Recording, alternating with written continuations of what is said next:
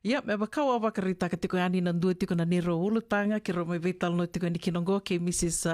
Titilia Naitini o wambota ni Rauni Ukaya ni venga ni ti saranga na ulutanga ngo ke na muani madhawa ni wakadhangi and dono makatiko ngo se wakadhawa Mrs. Naitini.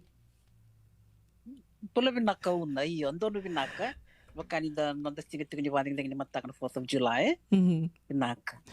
Vinaka vike muni ngana senga tiko ni sekilai Mrs. Naitini o ni asemberbeka ni ndau rongoda na nero vitala no na kiri koe mena wakamadhala taki koe ngai ani wakaleka sara e wakambula talangani vike muni na sema tiko mai na kavini kua ke oni senge sema wo mai ke renga muni nge wa seto ka ani na nonda tu wata Vinaka Mrs. Naitini. Ia ni mula vinaka na viokani ni sema tiko mai na VSA vuruvura da wanga ni tiko kina, wakatala kina ve kemuni o ni tiko voli Amerika, o wambula tiko ni go ve kemuni mai na State of California, in Marin County na wano waka tiko kina. Ia monongo o tiko ngo i Santa Rosa, do stona lubengor to tiko i Santa Rosa, ka kito vital no tal tok nga na vi kami kito na vador ni mataka, me wakani singi ni vadangi 4th of July. Ia vike muni na sesianga ni warong may naroon na matang ti oyo Titilia Naitini o marami na sangalaw may lakemba may lao o wasi ngarani may ngao e ona bia bambulo talanga bir na wekang ko may nasesara may motoriki ya na pundo kito asus may kino kito bakabitedin baleta na tumbi kito na sana bi tinango may maternal grandmother marami na sesara may motoriki o koe kito pundo kito asus may kina na kito toka star si binakasar na nito vikilay batikir na biti kito may melo may vite kwamba kaya batikina kena karuan na buno buli may kino abuli may rot school na nung buli na high school o teo sanga indewa ya ni University of ni Pacifica o le rota mikin nung diploma in education o teo nga sibuli bakalilay nung ting nga sibuli bakadengo iyo kemni na stombek na bata taro ting may ni sa barong tiko oy na maramong nga sibuli e libo na ulutanga au vai tab tu ni kina mo vitalo ni kina au oti nungu buli nungu daka banga si buli au ngale tali buli au le sumai au mai biu ina vingara vir na maram na National Council of Women ya na non-profits au vai tab tala balilai mai USP ya na matay nungu daka saranga nungu sambi mbi banga si buli ele na daka kanyi bani dike on research and development baleta na marama women in environment o sangay la kumuri de na women insurance issues levo na pepa ngona bakantor na vitano tambeng ni pouna yando na kaundo wait teke o kina bakali may biti nindo na bila la kumai se sona policies kwa na raw ni na lawa ni no dabono kwa na raw ni na levo na kana effects back how does it impact where na marama batikir na ngani uno ya undo wait kina bali mo kem biti chuka ni bakatutu kombe ngaya una dono ba madali lembaleta na nongu ono ayau batike na zaka usangara mai biti ko kilai mai yang tiko bali uno da mai tiko kwenda da sa mai luni uno Amerika na kauna Vinaka sana tuku dinge kana vosa asa andina tinga ni mau Koya sa andina sarangakan day ka kandondonu na vanondor sa may vital no tikinangoy ya na barama talaga go esa laki bola ka bula tu Vikito may ono levo ono kandavu Vinaka Totoka wakoti ia au endi na todo kana kau wakarita ketika ni ani sa tikondonu na maramongo Mrs. Titilia Naitini nero vital no tikoni kua vi mata wakirondo vita rongi takadambe kaminando ulutanga ia otia na nero ulutanga ni kua ngoendo na ulutanga ka kobuta na nonda mbula na itoke na kaiviti kanta samu iwa kai tiko na pono levungo Amerika baleta ni Roniukani bunga bikianda ngole mai Iti kumbenga ni tubutuba menda na lista liviti. Ya, nangona da sa yado me kini Amerika, sa mai tos tiko na dakadaka, lebu bekianda mai beisau na nonda i tubutuba. Lebu sartu na buna, endo beisau kina na i tubutuba, me bakan na i tubutuba, enda ambiu tatau manda mai. Ya, ana buna kero nanuma ni, andona kabinaka me mai beital no te tiko na singa ni kua, endua na lawa, kau maro taka baka lebu ni bakarei taka Mrs. Naitini, ngondona kai mbuta binaka kino no koia na non buturara ni wengarabi na kena dau wola imbeka na lawa sena kena kaudake ani na wakatutu me wakana na indona wakatutungo e wakatokaitiko Dignity Act of 2023. We kiam ni na senga tiko ni sekela dena binaka mo ni nangai waka reida tokani go beira kara senga mbeka ni na matata beira kiro na nume kiro me vital no tungani e na Dignity Act of 2023. Ia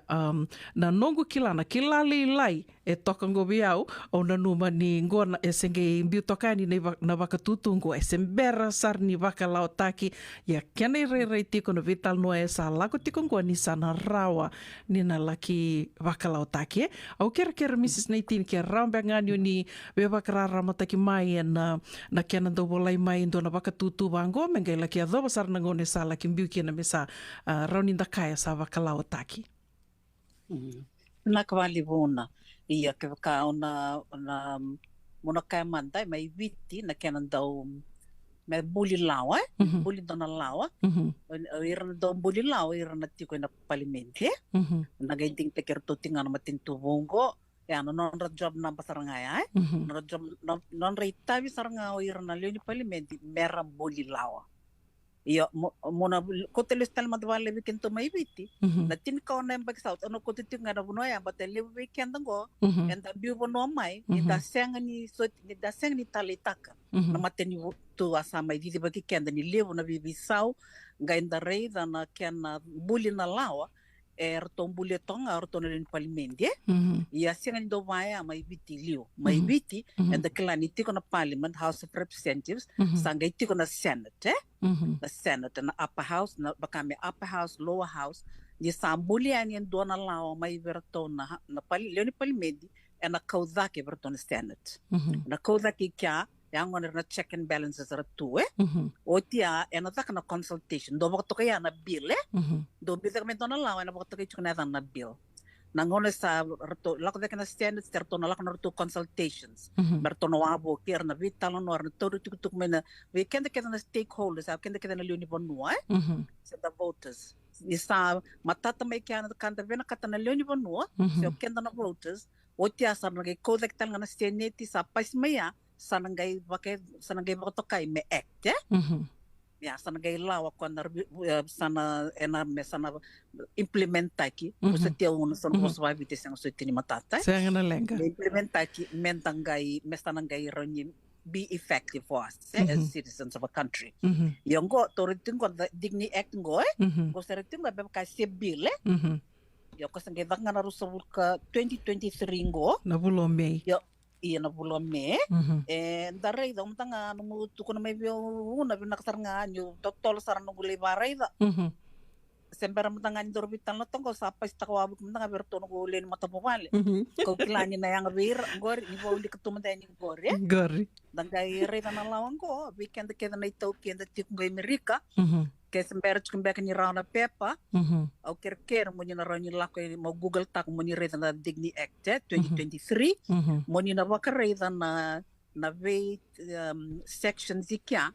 ko ena rauni kovuti ke mo ni ena duinduiti ko na nonda na da kamana i na duinduiti ko na ndi bono da tokina nonda how we came in na nonda to ni da kazaka Pambaka una it'll take an artona rin naman House of Reps wating arto sa nangay kuna na consultation hindi da kila tuka kendi Amerikang go ela kami na state sangay ko na federal di sana pastek maya sangay act iyo weekend ang ona nalinibon mo gongo na sana kami do wang murieti ko baka bimbi weekend ko estemberti ko ni dalinibon no Amerika and baka bimbi nakataka ni dabitan na tango baleta weekend da santa mai tu na katiko ibo nongo and the menakata mi talangana nonda irno kanda irno to ke irno to kan ngoni biti merra rawata talangana nonra green card ke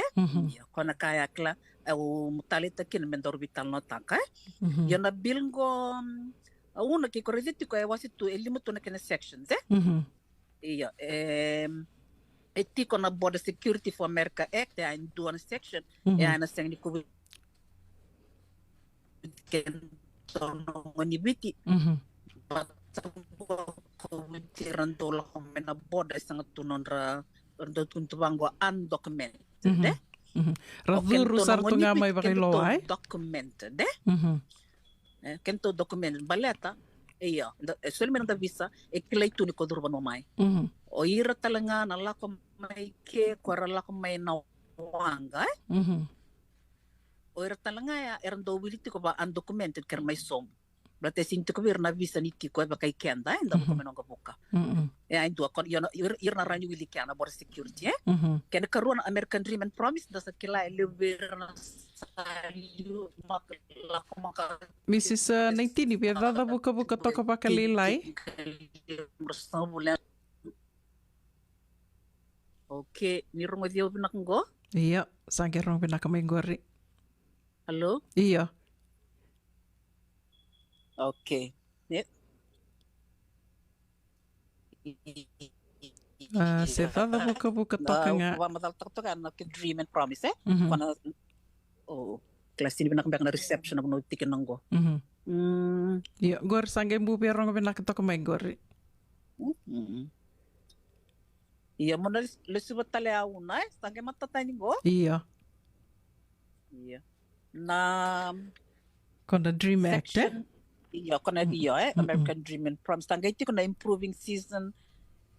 guest work opportunities na section C. Au baka mo tenen na naktala mera baka ride ano dango ni bitirati ko go Iya, kona section D where na American Agricultural Dominance Act. Tengo klase na kento no ni bito asin lang mena tambani ni agriculture na may senga sotie. Yo kapati kena section E American Prosperity and Competitiveness ya tal nga do na section o baka bote ni naran menda baka ride na ngoni bitie. Ibina bono enda naran ni to na wironi wili ni kina to sangano to pepai Amerika. Kombe kaya una? Vinaka. Totoka bakoti. Ubia ndo nga nakawbia bakarita nga ni ke do tuko nito na full disclosure. Ubia bakarita nga ni kirosang ni kenandao and kan membaleta na immigration sen alaw ni durbanua. Go kiro may vei wasi takatunga ni nabika sa beauty kung go ka anyone can have access to it. Around yun ni Wilika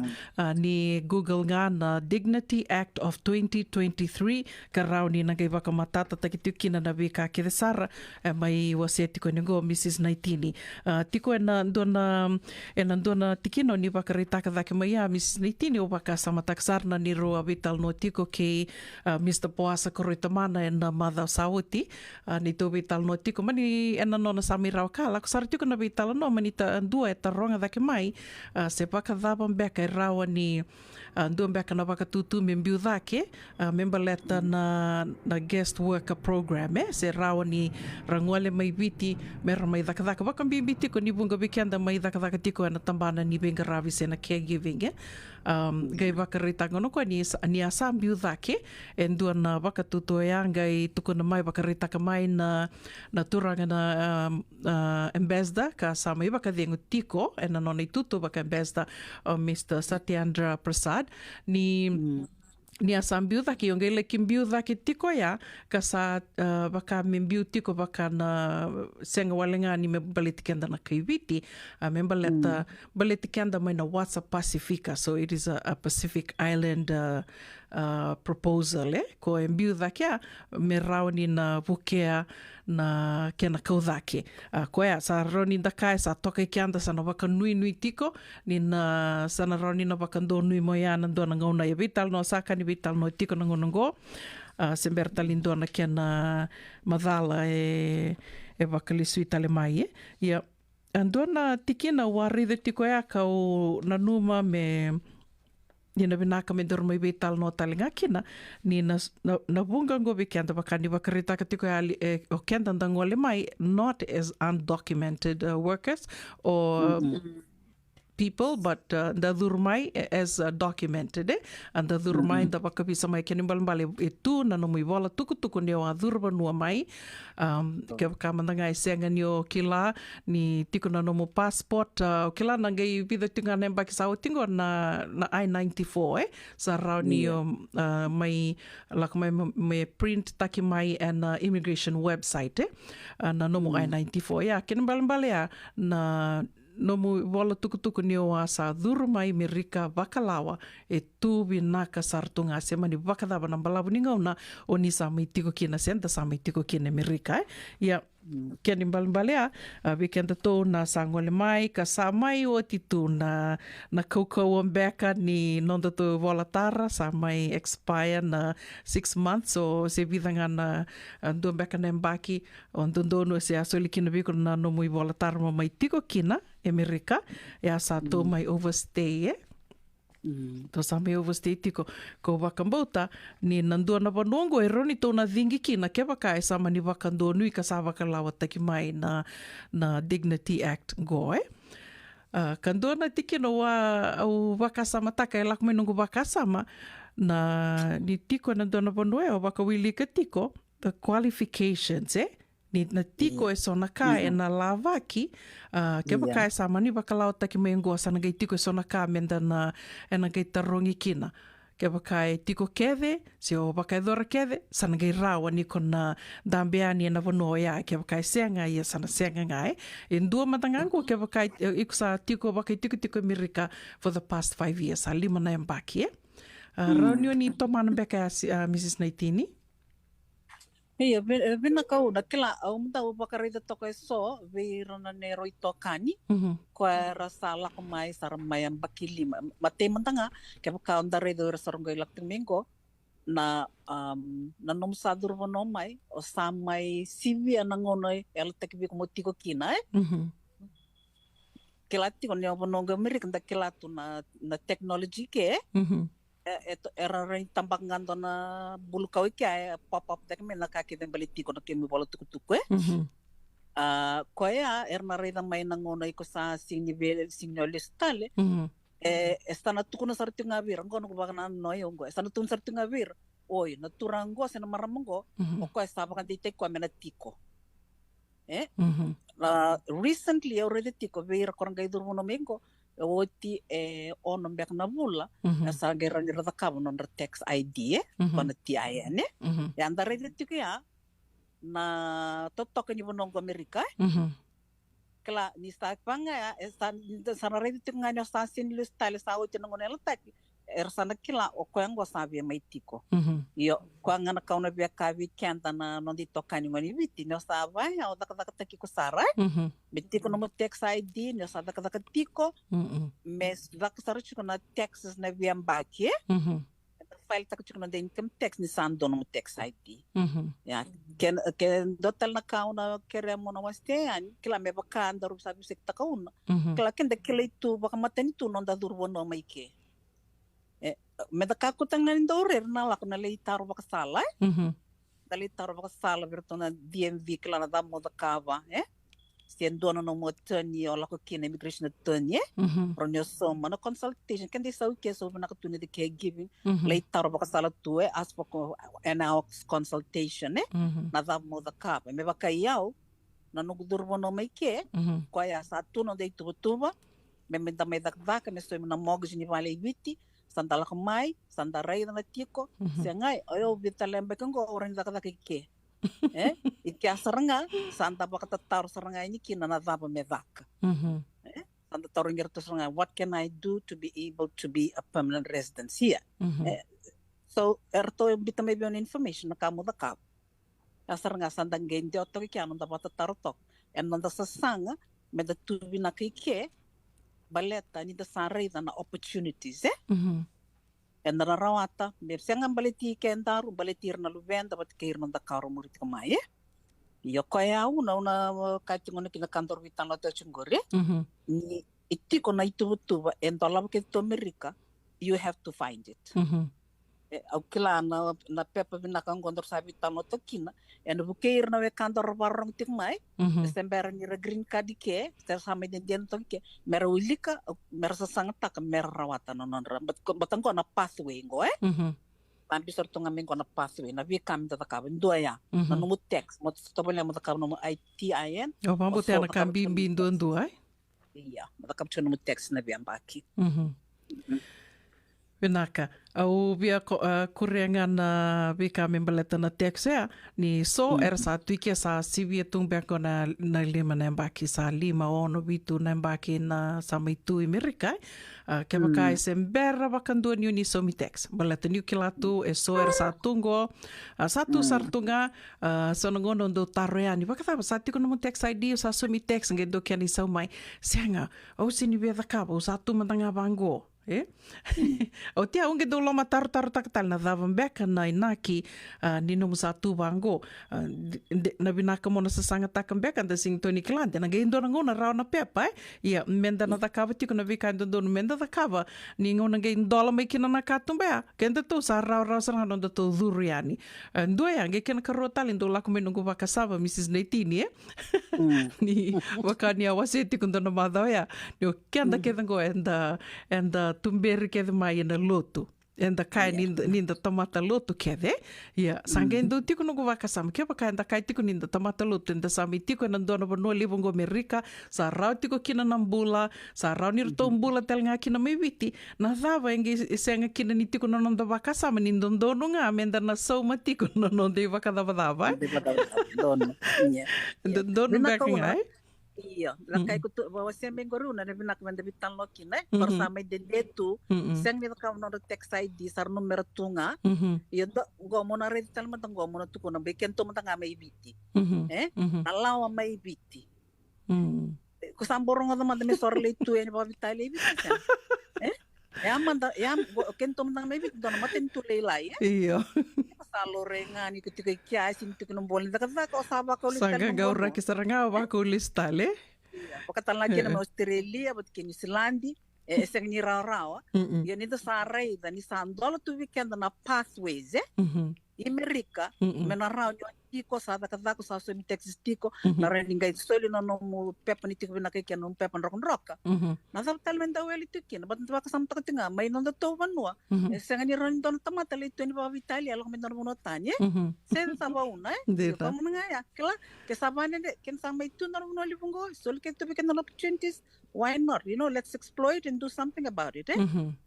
di na saranga kongonea ni sa may wakai dor tingo na vital noa esa na rawa tiko ni na vida da wakanuni tiko na vida na bulongo wakambimbi tiko ni da sakila ngo sa oti tiko ni ambaki sa da katali tingo sa tiko butali tingo na kena na bunau se na political campaigns me sa oti kinongo na matai ni term ni Biden na matintungo sa na vinding na ambaki mayongo koya rawa sarangani nandona visa we nandona ngona leka ngo me sana bakalau taki kina na Dignity Act ka kero mai vital no tiko ni kinango Dignity Act of 2023 ninge reda na Google me baka matata takai ni bikim ni ke baka senga ni matata me baka ni kira senga ni kena ndau na lawa ni immigration rawa sarangani ni kota ni lako ni li reda na nomu ni immigration attorney ke baka senga ni ndo tiko na nomu ni immigration lawyer ni katataro lebungo be kianda sa kilatu ser sa senda sali reida bakandua indua na loya kasatukun me be kianda sona ka ya dengo no bina katalengo menda na baktatar taleani dalako talemandeani dona ka obia era new kaike ke bakai semberati kon yo si somi text ngo na ken ngo na mosa tekebu somi text rautiko rau sara obia tukuna talenga ke bakau ni senga ni kila o de mena buke ke muni na buku ni text ID se mena kubu file taki nom ni text ni be tartar mai ya na be kai so era ni do be buke tiko kena na radio bula do bata ni bol mai ro ni kiro na buke ke muni na bono meli daka kena na text ID sa te kubu file taki na nom ni income tax mai na lima na yang baki sa uti ke ba kai sembera tiko ni file taka bakandua na nom ni tax ya don kai ro ni do te kubu rama ngakina da seng tu ni kila na nonda visinga ni mataka. Daf tal beka ni via wase Mrs. Neitini. Vina ka uno au bakam bau tini satu tu vina kasarna men daru wase birna we kandaru me bakati ni dana maru tak tikni mataka na 4th of July kena tu bakai kunga na bonongo ken daru ngan re batalanga merna rawate our people our own people, our Fijian people will be able to enjoy. Kalau kita tona sama, hindi na nita sama ituike, isisanga na pepa, enta sa enjoy tatumda nga so na kaira tuike. Yon sangay leo ni bonongo, o sanangay kilang na leo ni benefits, that you can enjoy. Yo sara nung pepa nung roka siya samay citizen sara. Kung ba nga nakauno na una kere, may ang lubi naka, may nandun sang tegkenda. But so weekend na bela ko ibiti endo ngona, ya klasa na raron da la ko yani le sumayas na kilato na binaka ni datu binaka ike. Yo kung ba nga yaon, Binaka, obia baka rambay leo tanga baka lele na rai na kabinikua Mrs. Naitini kamanda sa lay file sa lima na embaki undi asemberto ni file taka bakando na nomni text ni ngoleani sa li file taka lima na embaki na lomanga ni lima tal na embaki mayengo seng tuni kila ke bakasa na mani raw na pepa sa raw talanga ni na rawayani na nomni citizen na nandun na ngona nandun baka na embaki yan unisa na gay maru takatu na social security gay baka sama takatu nga kila doon na boss sa talivia undo baka sama takatu do seti ko doon na dito iliu nilo to Mrs. Naitini do bato ngango ko begin with the end in mind, what is your end kaya baka if your end is like mo lako iviti mo limbula on gay maru takatu na no mo may takatu Amerika ni na bako tiko yani na no mo retirement no mo social security. Why not, Go sa akin ng government to bebati ko na nondo to rai sa rauni to daka te kento ti ko yani. Do tal nga nakaw niya bakarita kamay Mrs. Naitini ko biya wasi tal nga ni na ya kavni ku ambaletangan na numunia baka madala ta kamay na lawa na ken baka durmai se ngai baka turmai ndo naka mengay lakiado sa armeli baka lawtaki na consultation ni unito kuno ti ko ya baleta ni rauti ko bolingo na mata mai na GCC sen bosse lebo bakaturanga karo sa may tiko bolinggo na bukong nga ni public consultation koya au bia sureti tiko ni kina vekyo ni na sema tiko mai radio bulan do bata and na kabe ni buke lulu keto na bebe tal no tiko ni kina ke raw na mata mai na mata ditu mai nonda ro mata takatiko mai na bosse lebo bakaturanga ke bakana tiko so na no ni bakatataro gongo na kena mai bakaso community ko na itukutuku na nonda rai na nonda bakatutu me rau ni ngeli bukia na non ratu bakalau takana bosi libu bakturang vekiom ni esena onina vina kata monina bakaita vikina na singa vuki luluya vinaka bakalevu Mrs. Naitini do tal back na kau ni via wasea ni ber ni maidava non daru vital no na kavinikua o klasa na kon bangaya una o toko ni kemunie non rasang merla ko may nononda iruti kung goro na mata may viti ni na bosi libu turang na kena wakalaw taki o kenda na itoke and the willy tikin dino tigo merika si Australia sa ibe na binaka saranga menda solien non da bangana we non da bangana se me baka dam sombe karna lule tumbe ka sombe na kanto da tu mai liu que me sanga seda que so ndo va kun tombe kana non rato zito marto no basili vaturang yang ngonang ko sarang ngonang ngona binaka menda na le rider to se marto na nangon dorbe tab kin se bakalu na radio bolando mata merat ko na yani na kairangan reva yang balata ko buti kanda na ito ke me viti ya binaka bakalew July vikimdo ni talanga kimdo talanga bakamata buvale binaka bakalew na ando bakaita vitiku mai kina non da programo and via kavini moniti radio bolando vata Mrs. Titilia Naitini